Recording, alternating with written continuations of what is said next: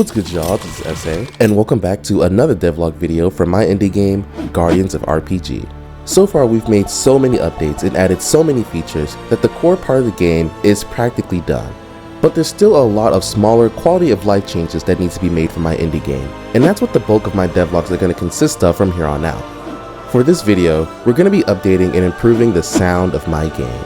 So without further ado, let's get into it. In the older versions of my game, we had music, but it was kind of haphazardly added into the game. To understand what I mean, I kind of have to explain what my process was for getting music. First, I would go online and look for free 8 to 16-bit music to download.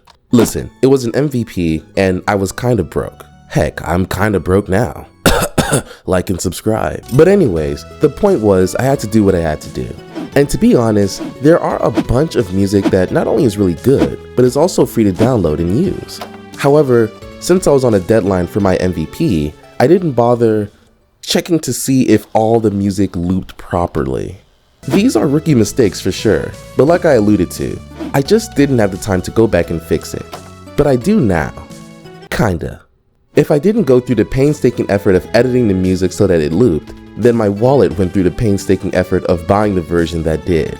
In fact, all the music you've been hearing thus far are music that's going to be included in the game. And if you want a comprehensive list of the artists and links to their music, I've left some in the description for you all to use in your own projects or to just listen and follow in your free time.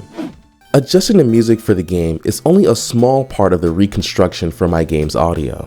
I also wanted to adjust the code for music transitions depending on what scene the player would walk into. In the past, music transitions were controlled by the audio manager. And in this file, there was a method that would check to see what scene the player was in and play the corresponding song. As you can probably imagine though, this wasn't very flexible at all, and I would have to constantly update it for every scene that I made, and I would have to update it if I changed my mind about what scenes would be accompanied by what music. As a result, I created a separate class that would be in charge of determining the logic for playing music called the Scene Music Player. I'm not good with naming my classes. Essentially, its role is to check for if a new song should play for the new scene that the player is in. If a new song needs to be played, it then calls the Audio Manager class to perform a crossfade between the current song and the new one. I wanted to make sure that I programmed the music to play seamlessly and dynamically. And I think having it this way leads to even more variability that I can add for each scene, which I think gives each new scene a lot more character. But the music transitions don't just stop at regular scenes. In older versions of my game, there were also no music/sound effects in my cutscenes, which again was a rookie mistake. But not only did I not have time to include it, I also just didn't know how to effectively do it at first. You see, the way my cutscenes work, everything runs on a timeline, but that timeline gets paused whenever the character is entering a cutscene state, and this includes talking, accepting quests, and more.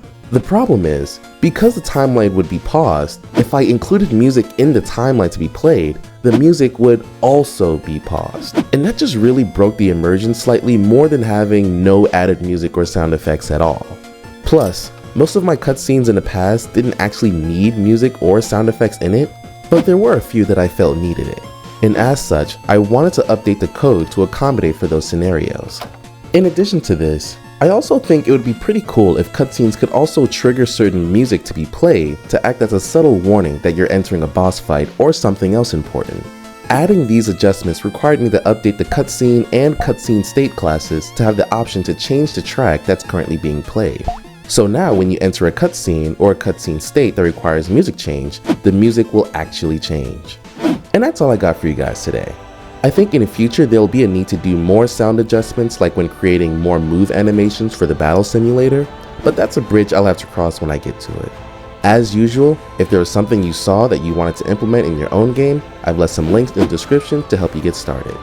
Special shout out to all these amazing artists. You can find them on YouTube or on itch.io. The links are also in the description. The next devlog video will be even more quality of life changes, so stick around for that because we are at the home stretch before it's time to actually start beta testing. Be sure to like, comment, and subscribe, and yeah, I'll see you all later. Peace.